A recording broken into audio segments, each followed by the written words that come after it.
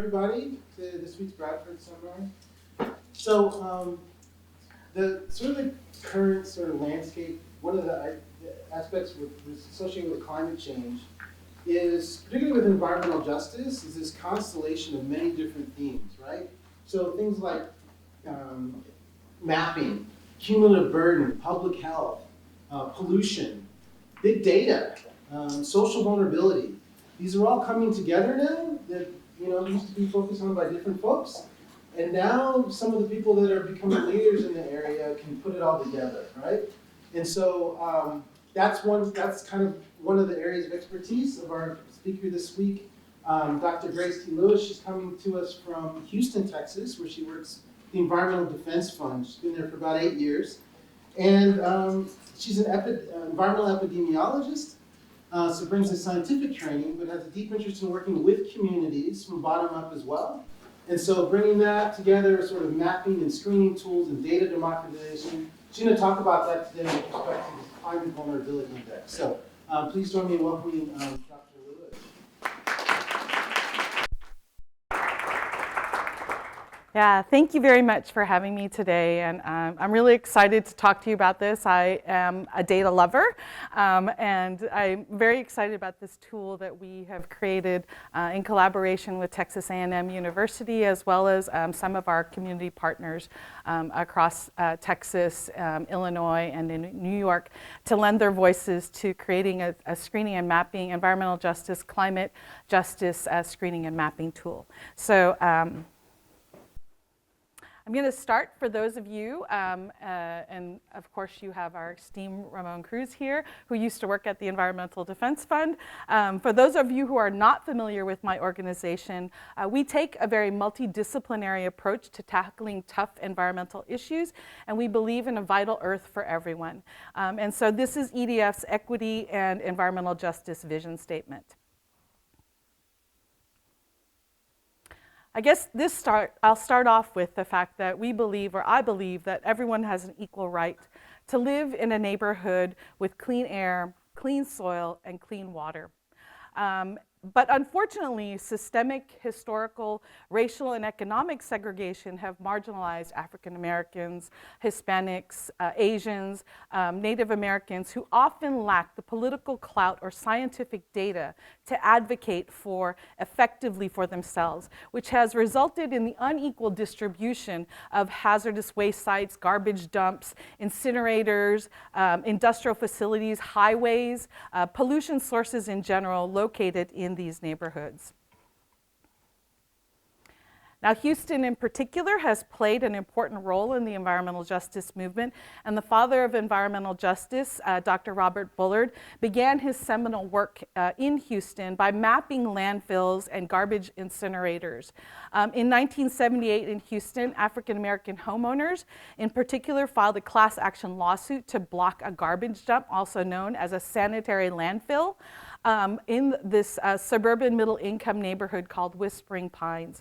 But Dr. Bullard actually showed by his mapping and his data this community in particular was disproportionately that the garbage incinerators and garbage landfills were being located mostly in Black neighborhoods. So like 80% of them, even though Blacks themselves only made up 25% of the city's population. So ultimately, they did lose their case, but the city of Houston then created new regulations to not allow the siting of these waste facilities within 2 miles of a school, so a small concession. But this was really the start of the fight for equity and justice, and using the data to show the disproportionate impact or burden to communities of color. So visually, I think we can see here, this slide is meant to really focus on the fact that disparities are not accidental. In fact, like what I'm showing is on the left-hand side is the redlining map of Houston for 1930.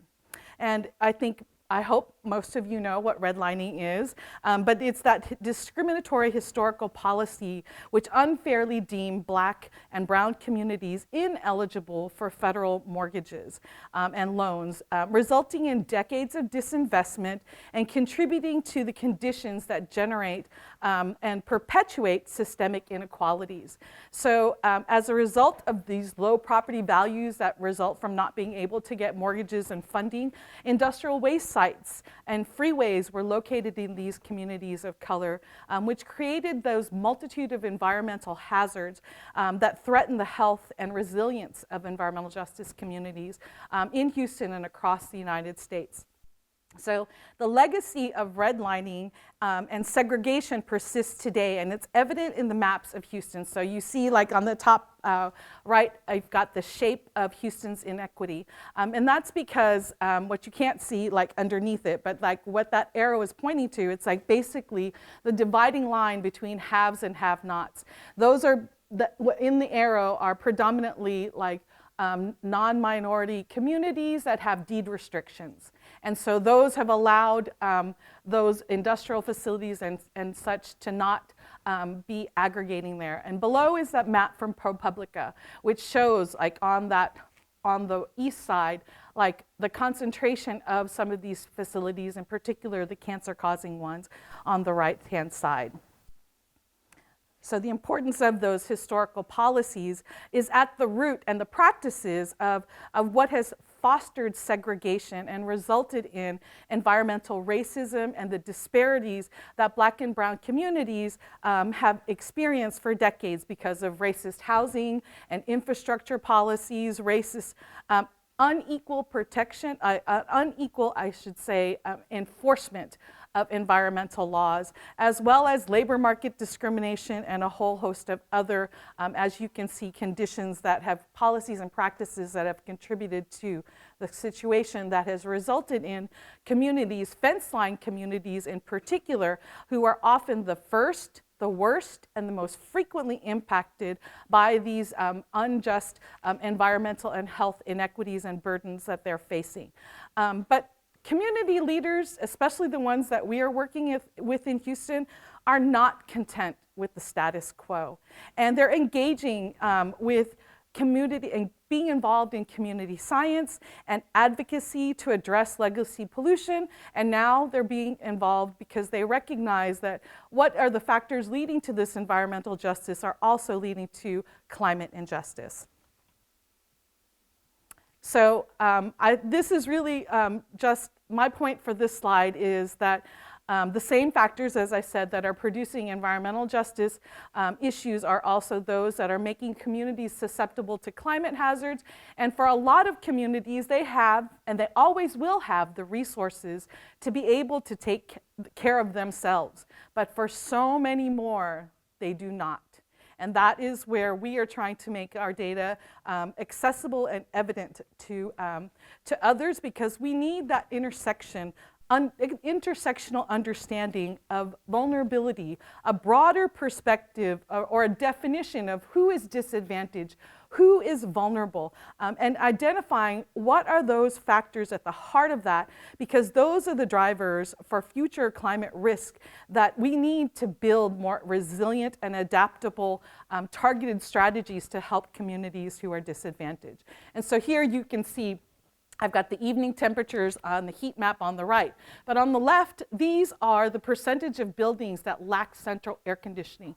And it should be no surprise, like you see that arrow again presented in this data, that it's concentrated where you have the highest heat on the east side. You also have the most number of buildings that, and housing that lack central air conditioning. So now I'm going to shift to the Climate Vulnerability Index and hopefully give you enough perspective to understand this, but certainly encourage you to dig in more deeply with our publication as well as our website and dashboard. So the CVI is, as I mentioned, an EJ screening and mapping tool, environmental justice, EJ, that shows disparities across America. from access to supermarkets to quality of housing. It identifies local climate vulnerabilities on a national scale. So that's translating the lived experience and advocacy into data visualization, which can help us see which communities face the greatest challenges from climate and what are those impacts. So this is some of our rationale for creating the CVI. We wanted to understand, like, spatially, where the most disadvantaged communities are, like what is driving that, how do we empower community scientists, community advocates, and policymakers to use this data to create plans to effectively begin to address those climate vulnerabilities and how they can be responsive in the future. But it's also trying to, as Dr. Tate was saying, democratize the data. We want the same data available to community leaders that are going to be in the hands of the people who are choosing where does the money go and who gets it. So I just want to begin as we begin to dive deeper in talking about our community stakeholders, because from the moment that we conceived this idea, we began to engage with our community stakeholders. And so this is the list of stakeholders who, from the moment we got this idea, began to work together and get their input and feedback along all of these different stages of a development. What data do you want to see included? What data are you needing for your advocacy? What is actually, from your perspective, what makes your community resilient and what makes your community vulnerable? And so we work with these communities in Houston, in South Bronx, and in Illinois, outside of Illinois in Will County. We also work with the Bullard Center for Environmental and Climate Justice at TSU. And Texas A&M. So, so this is just a broad summary slide to show you how did we put the CVI together. It is composed of 184 different indicators. To my knowledge, this is the most comprehensive tool that is out there, even though we looked at more than 200 data sets, but we had to do some rigorous determination of what can we put in, is there sufficient data, is there sufficient variability? So there are a lot of considerations on this.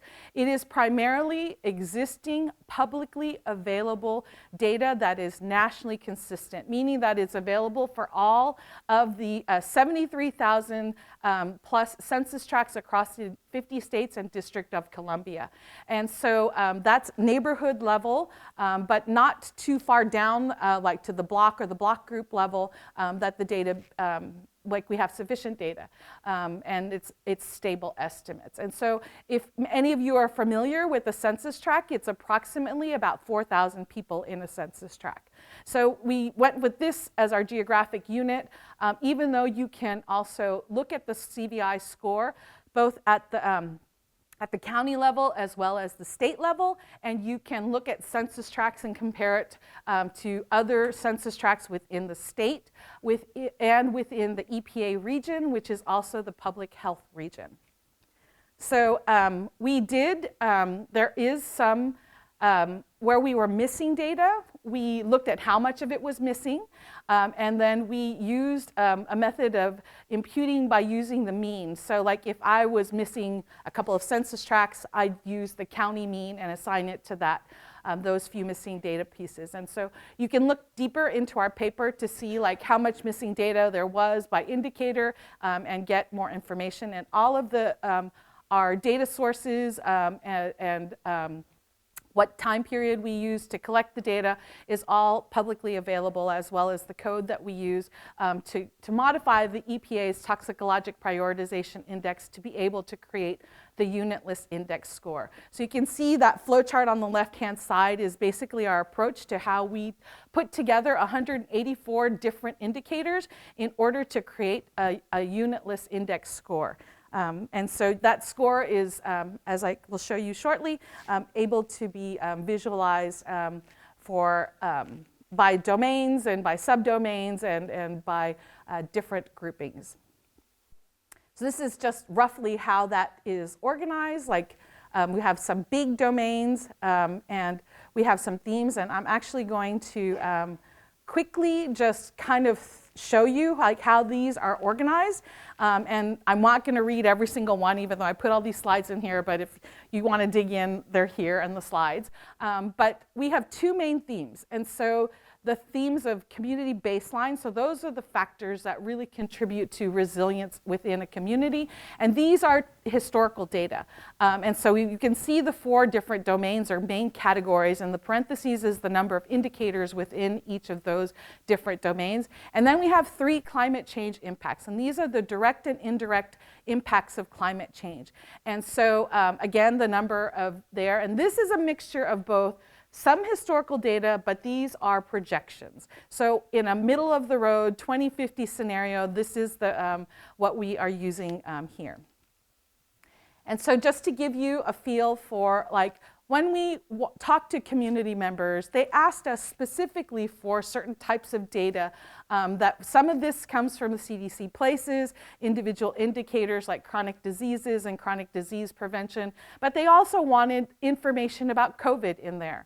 They wanted information on maternal and child health and ADHD because a lot of them work with communities that are very lead impacted. And so what are some of the issues and how do we look at free lunch, for instance, the impact of that, which is really a measure of food insecurity and who's available and eligible for that.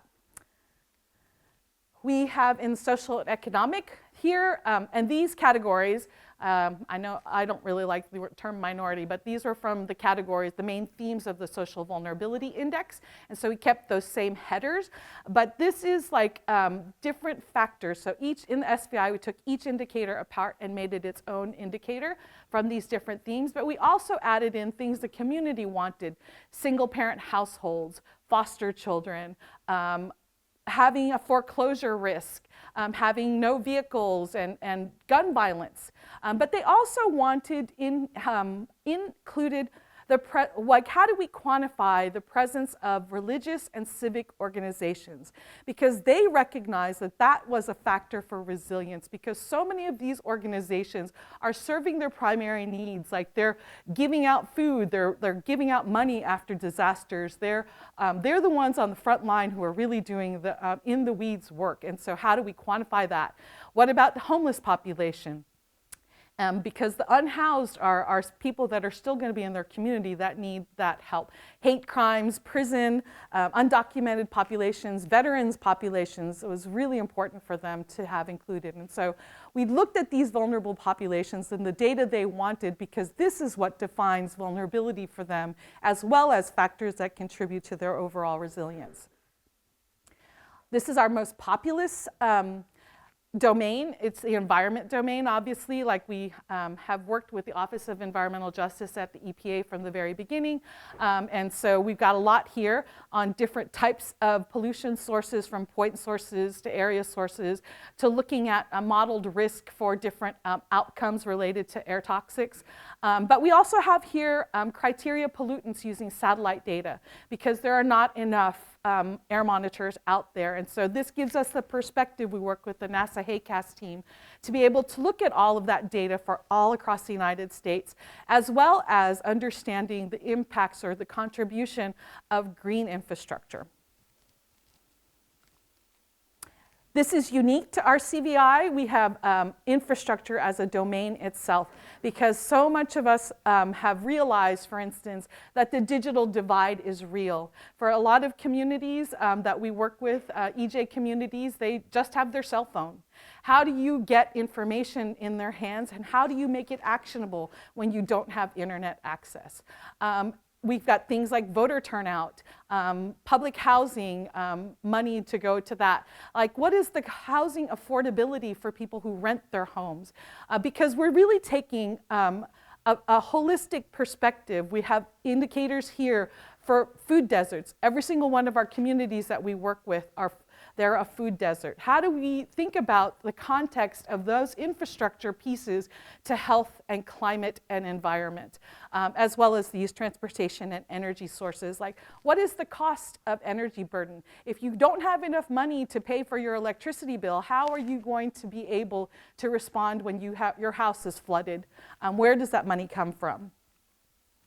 And then switching into, from the most populous, this is our least populous, in the climate change impacts of health, because there are just not enough projections of the health impacts of climate change. So that's one area that we need fortification, but we do have this data included. Extreme weather events. You can see this is a mixture of both historical as well as projected data. And then we have the social and economic impacts of climate change. And so here we're looking at things like flood risk to properties and how much has a climate disaster cost, and where have those FEMA hazard mitigation grants gone to. We've got carbon emissions in here, as well as some social stressors and productivity and economic losses. So quickly, I'm just going to show you, this is our website, and I encourage you to go to climatevulnerabilityindex.org. And you'll see across here, there's a bunch of different tabs across the top, from information on our partners to resources, FAQs, a methodology. And then you'll see like there's that white box that says launch the Climate Vulnerability Index. And so that will bring you to our dashboard, which has the visualizations and all of that. And I will just point out that we purposely included in this because our target, well, from the very beginning, as I mentioned, were community advocates and community-based organizations and leaders. And so we wanted to have these short tutorials for them to be able to understand, like, how do I use this? What is this tool? Like, how do I interface with and use this data? And then you can see on the left-hand side, we've got this blue Train the Trainer 45-minute video. And so this is to try to get those leaders to be able to understand how do we train then our residents, our citizens and the people to put that data into everyday citizens' hands. And then you see there's this download the webinar kit on the bottom. And so that's got templates for PowerPoint presentations, for fact sheets, for ways that you can think about like being able to communicate this data. None of that is easy, I will say. So, I mean, even if you put it in people's hands, it's still going to take effort to try to make it actionable. But how do we then connect the dots? And so here we have, under the resources page, you'll see that we have a resources page. This is IRA, the Inflation Reduction Act tracker, as well as a database. Where has this money gone? And where are the potential programs that could be utilized in order to, how do you utilize the CVI to prioritize resources and benefits to those underserved communities so that the theory of Justice 40 can actually be hopefully realized? And so this is what we're trying to do to give planners, government, local agencies, nonprofits, research teams, and so many more, the average citizen, the understanding of this for their own planning efforts, but also to link to future programs and funding. Like, how do you then take advantage of funding that comes out? Because ultimately, you know, we know that climate change is only going to exacerbate existing inequalities. And so we need to take the actions to address these disparities, and this is a once-in-a-lifetime opportunity to build towards climate justice with the resources flowing to the right communities that urgently need them. So that's the bottom line point of this slide, and that's Administrator Regan on his Journey for Justice tour. He did come to visit us in Houston, and our communities have been able to get one of the Enhanced Community Air Monitoring grants from the EPA. So quickly, I'm going to just now shift to the data. and its visualization. So this is actually the visualization of the CVI, overall CVI score. And so what you see here is the darker the color, the higher the score, meaning the greater the climate vulnerability. And what we find is that that is mostly in the south and southeast, which of course corresponds to a legacy of slavery and segregation historically, and historical policies. And so that's an interesting perspective, because we also find that those communities that have had long-standing environmental justice concerns are also the ones that are having the greatest climate vulnerability. The climate is just exacerbating their existing disparities and inequities. So you can visualize this. You can take just those 4 community baseline domains and have the CVI score for just those 4, and that is this visualization. And so again, like, it just kind of lines up. You can see this is zoomed out at the national scale, but you can see there are spatial differences in who is vulnerable. And this is the climate change impacts. And I think, again, you see that spatial difference in those. This is just those 3 domains put together. But I will point out that there is no place in the United States that is not climate vulnerable in some way, shape, or form. And I think that's an important take-home message, because people think it's not them. You know, they have a very NIMBY type of attitude about things, but climate doesn't care. You can also, like, there's this sliding bar, which I showed here on the right-hand side. So you can just choose to look. For instance, I'm visualizing just the top 10%. You can use this to compare data. And so here we see Houston and the Houston arrow. And so you can compare, for instance, on the top, we've got a community inside the arrow versus a community that's outside the arrow. And this is the Pleasantville community, which we're going to talk about in a little bit. And so you can look at what are the different drivers. So like I'm showing you what are the top drivers in climate and community baseline. And so that's going to be different. You might have the same score, but the source of vulnerability is going to be really different. And then this is just quickly to show you that you can visualize just specific domains. So this is only the environment domain. And you can visualize only a specific indicator. So this indicator within the environment domain is facilities that are required to have a risk management plan because they are storing or have on site or processing hazardous chemicals that could explode or be a risk to the communities that are next to it, or could cause death. This is the showing you just the top, the highest ranking census tracts, which I've kind of highlighted in orange. So I believe this is like the top 5% in orange. But what I will point out is the top 100 out of 73,000 plus census tracts are concentrated in just 9 states and 28 counties.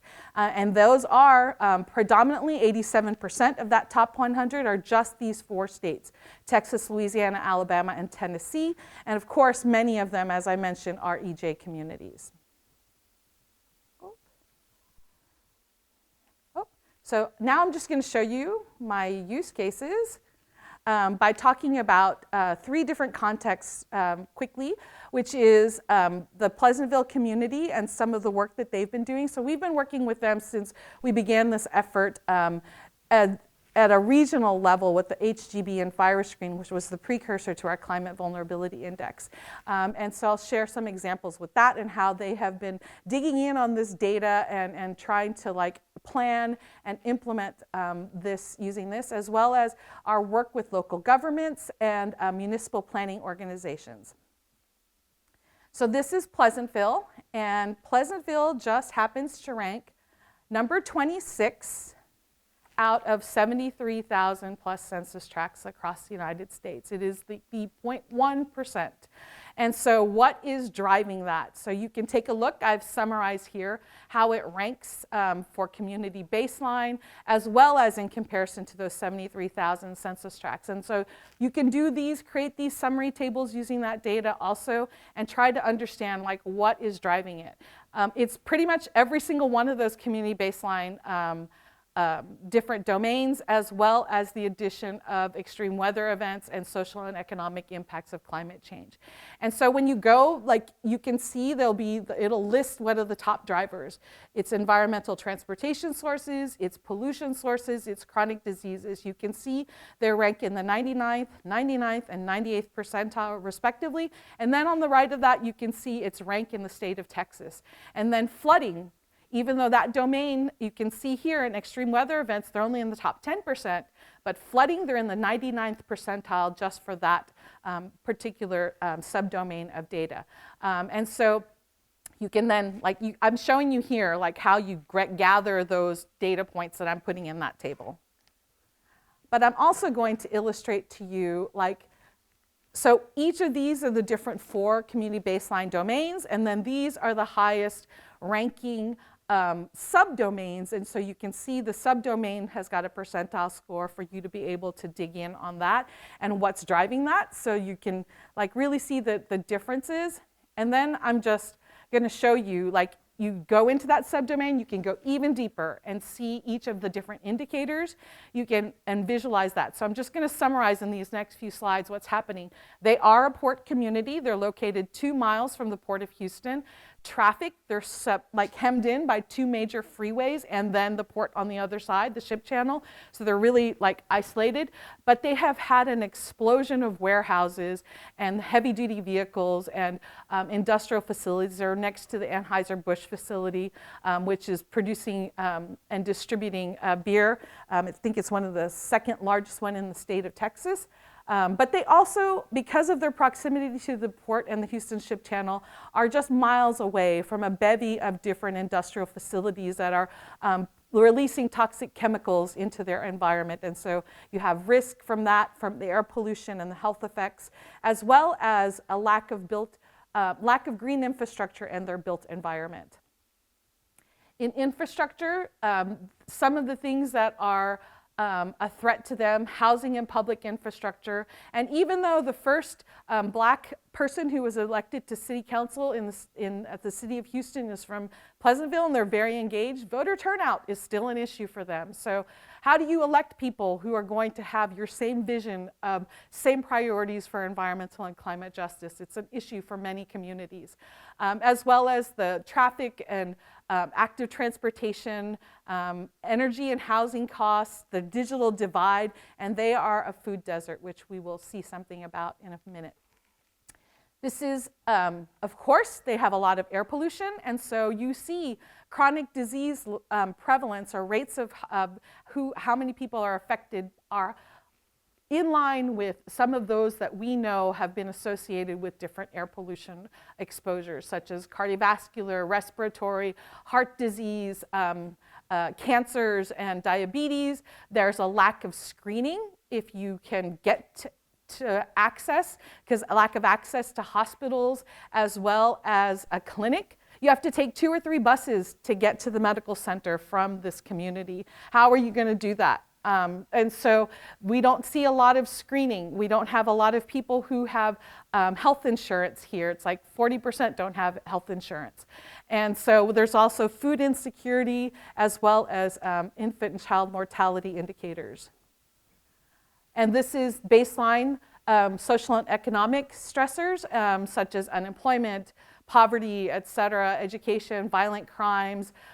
We have a bunch of high-risk populations. They've got a mix between young and old people. And then redlining pops up, as well as people who don't speak English, native English speakers, and then housing and transportation issues. And the climate change impacts, I've just kind of summarized, they're vulnerable in particular to flooding. As you can see, they're in the 99th percentile because watersheds down there right next to the ship channel. So all the water's flowing there and all the water from the freeways flows onto them. And because they're next to the freeway, they're not in the flood maps because they're considered in the area of the freeway. So this is a challenge for them to be able to get funding to address flooding issues that are impacting their community, as well as heat and air pollution related deaths, flood risk, and productivity. So outdoor workers are particularly vulnerable to extreme heat. And the first COVID death was actually from the Pleasantville community. So these are some of the things that we have been working on to try to address these sources of concern. Community air monitoring is a big issue. You will see from 1970s, there was a big warehouse fire. And so look at how close that fire is to that house. It is just over the fence line. That fire burned for over a week. And everybody who was living there, where are they going to go? And so air quality is a big issue. So you can see our air monitor right there. That house is right next to the railroad track. But it also has been trenched many times. You don't see it. She's got these concrete piles because of the heavy-duty trucks that cut through the neighborhood and trench her yard. And so there's an air monitor there. We just put up this one on the bottom, which is our new VOC, volatile organic compound sensor, but we've got PM 2.5 and NO2, so like criteria pollutants, and that map in the middle shows you where it is, and that small chart on the bottom is showing you the concentrations of air pollutants in comparison to the reference monitor in the city and how much higher they are for the community in comparison, even though they are low-cost sensors, so it's not an equivalent comparison. But the one thing I will point out on the top is that great EPA check that is going to allow us to look at 4 urban air toxics which represent the highest cancer risk to our region and to these communities. Oop, I'm going the right way. Oh. Sorry. So these are, they're also working on transportation impacts. And so this one on the top is from the Sierra Club, has got a blog post, which they looking at the warehouse square footage. And you will see how this has risen in 2022. There is just a clustering of warehouses in particular in Pleasantville. And because of that, it attracts all of those trucks to go through the neighborhoods. We have tried to do a request, a Freedom of Information Act request, to ask what's in those warehouses. And none of those warehouses were able to give us any information about what's being stored there, even though you can drive by and see tanks of like flammable chemicals over the fence line. The community has also been part of this citywide truck plan, which is trying to reroute heavy-duty vehicles out of their community. You can see here a picture. That's the freeway. They're one of the most congested. That's right by their neighborhood. The exit to that goes straight into their community. And that one on the bottom left, that is the back side of a warehouse. You can see again, it is right over the fence line to a community. And that's one of our community leaders from Pleasantville about how he wants to try to direct benefits. They're also, because they're a food desert, we have been working for years on this and implementing their desire to educate people in the community. So their community residents have become trained as master gardeners. And this is at the middle school where they're taking this back lot of property and creating a teaching garden to show sustainable gardening. They planted 100 trees back there this last weekend.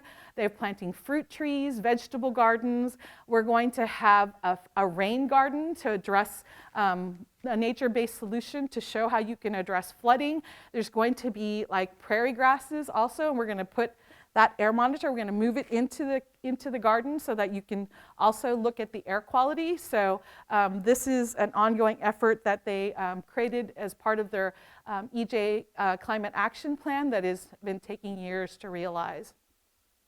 They are also very actively engaged in disaster response and planning. So you'll see those set of pictures on the left. That comes from their website of how they were hit by Harvey. They were hit pretty hard. And what has been the response to that and to the pandemic?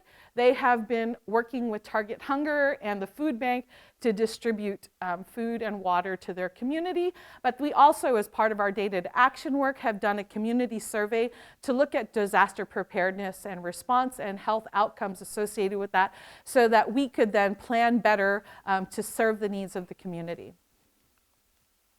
We are also working with the LBJ school. and at the University of Texas. And so they do a lot of policy-related work, and these master's students are in particular are working with local governments using the CVI data to help them prioritize climate and health policies as they build like their climate-related strategies. And so this is a pilot project. We call it the Climate and Health Catalyst, and we're working with 2 different communities, one in the North Texas area and one in Louisiana, St. John the Baptist, which is the highest ranking county in the United States for the CVI.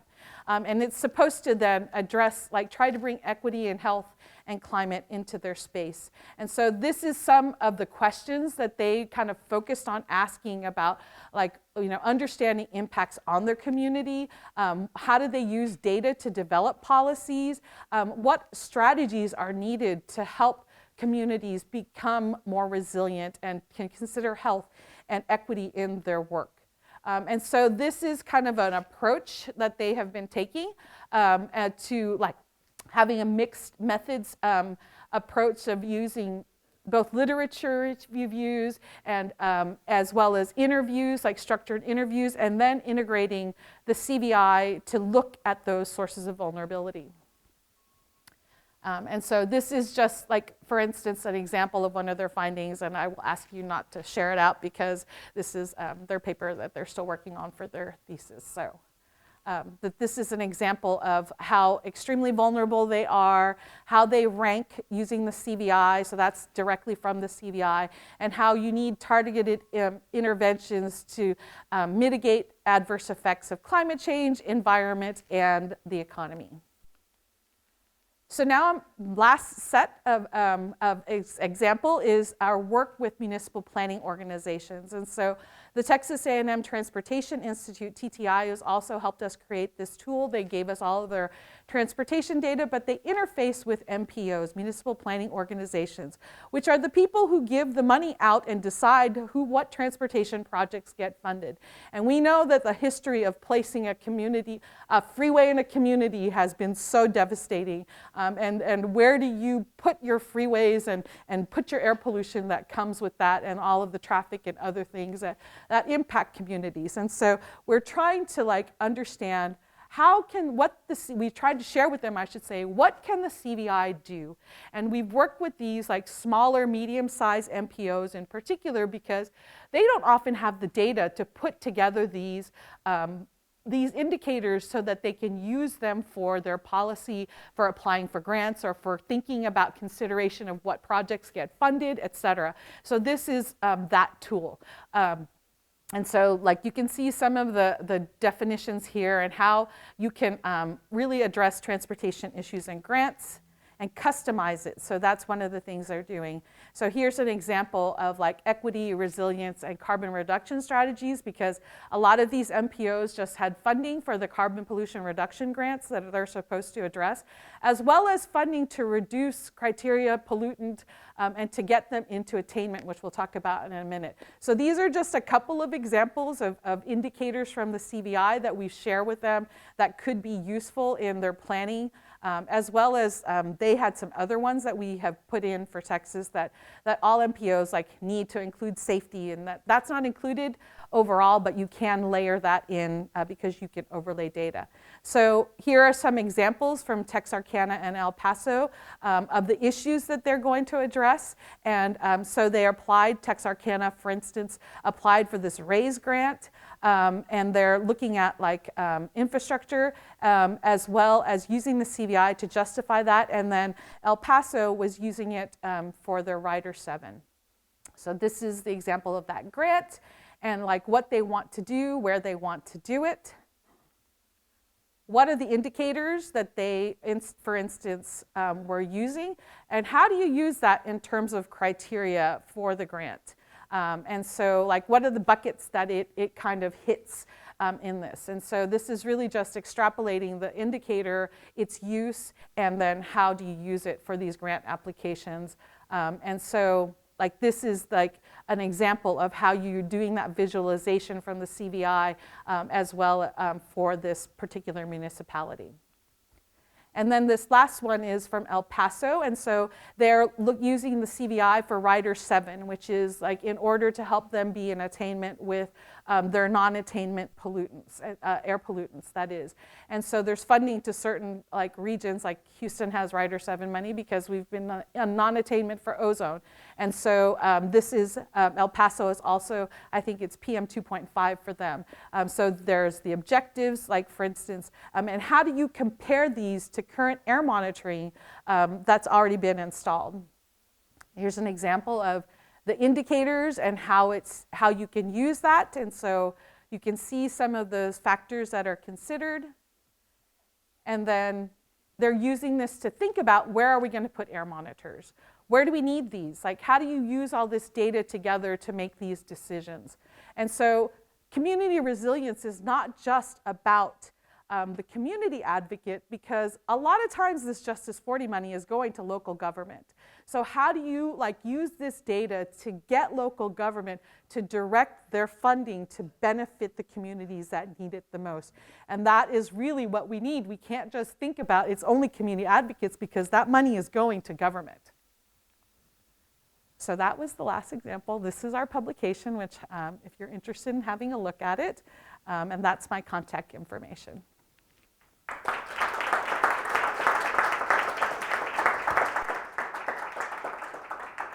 And I hope we've got time for questions.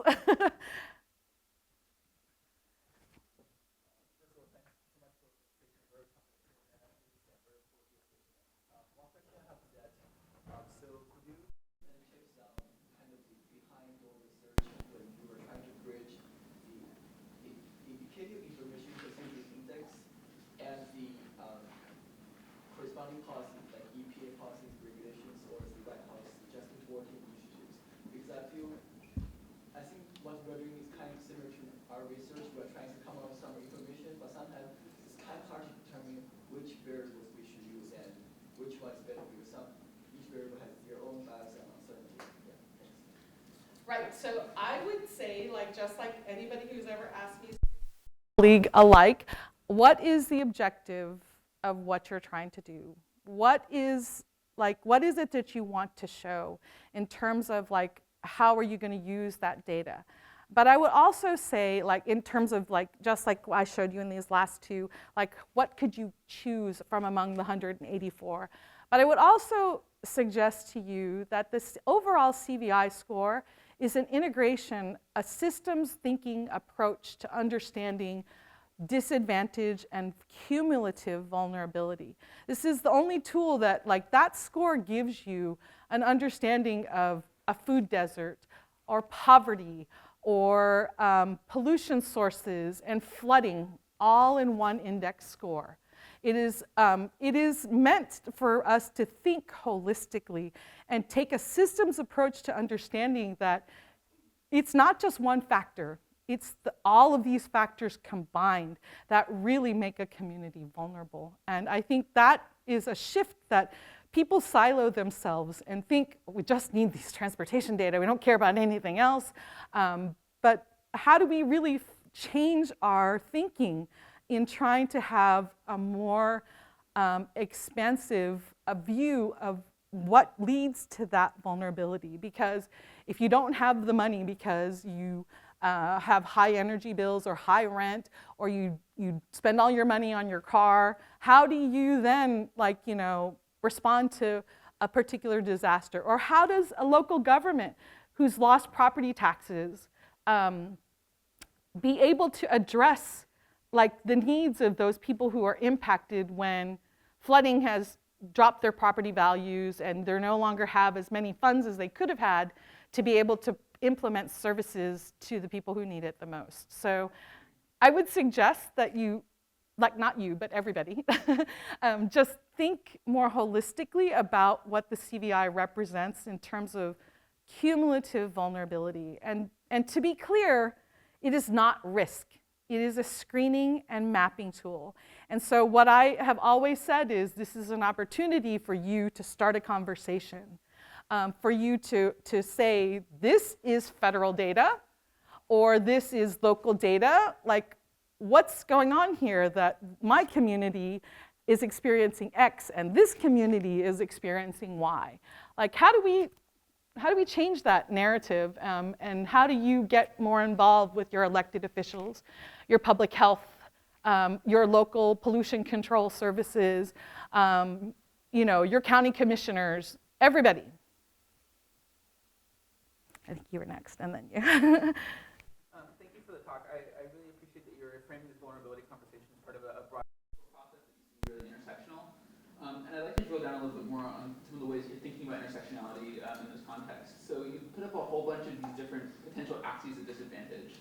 Can you talk a little bit about how you were able to, through the CBI lens in some way, the structure of the intersectionality that's present there, where some of these will affect each other in different ways based on the different contexts? Did you assume that all of these different measures were going to be super additively intersectional, or do you assume that they're going to be intersectional in different ways depending on the context? There's definitely overlap in different indicators. Sure, but we're trying to look at the cumulative effect of them together.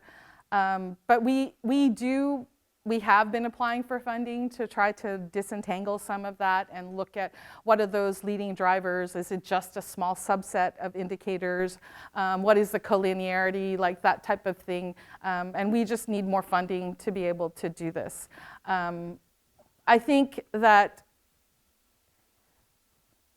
in terms of the intersectionality of it, we took like recommendations from the White House Environmental Justice, the WEJAC committee, and like what they wanted to put in the CGEST, for instance.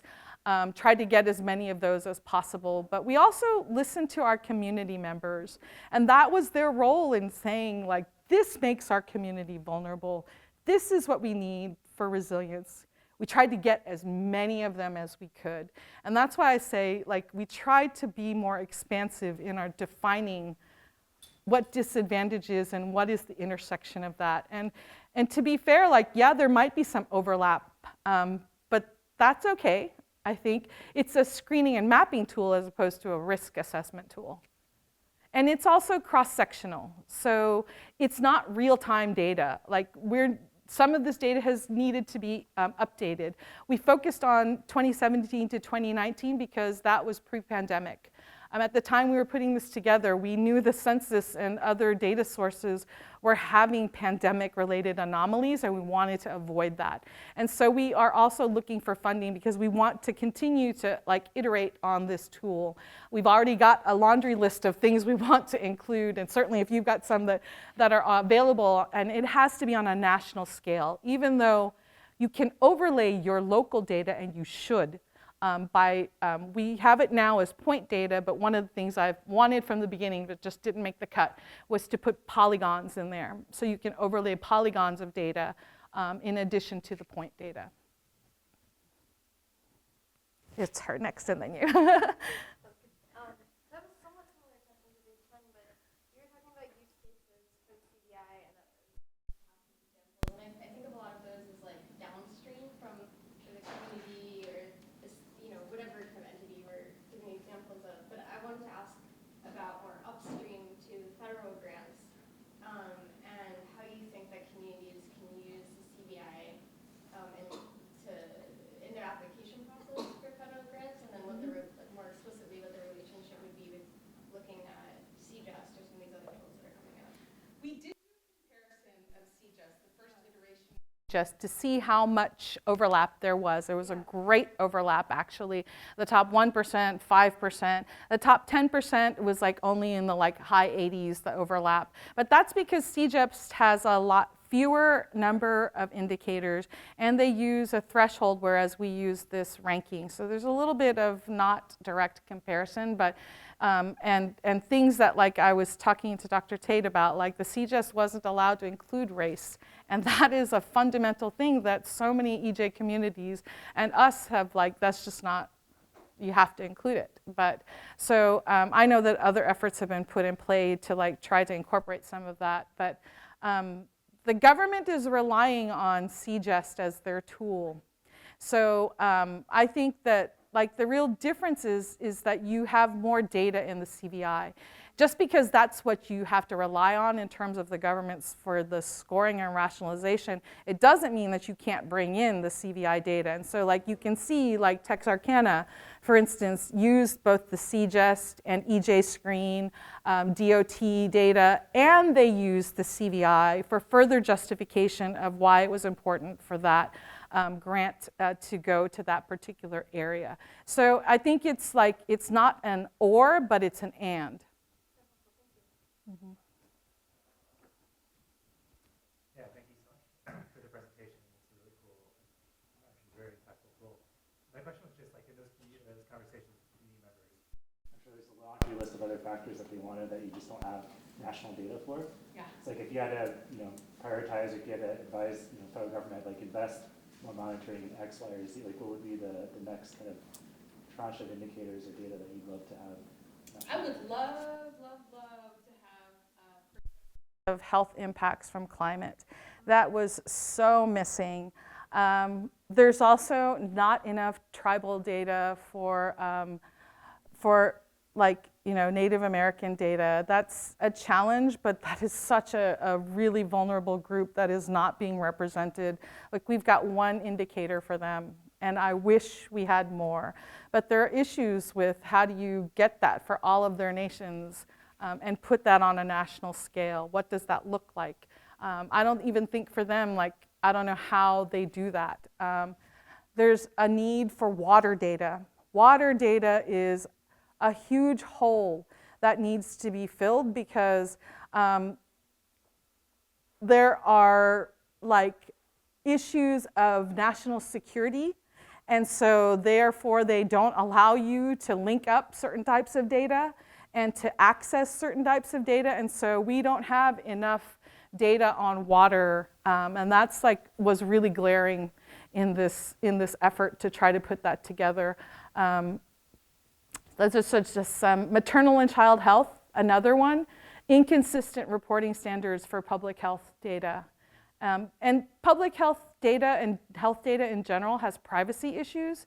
And so like, how do you get around the privacy? Like, we're aggregating data, but still, like, for some communities, if you have less than 5 or less than 10, they're masking that data. And so there's a real inconsistency between exposure data and health data.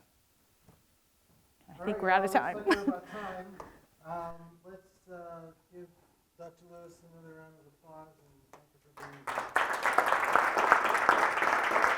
Thank you.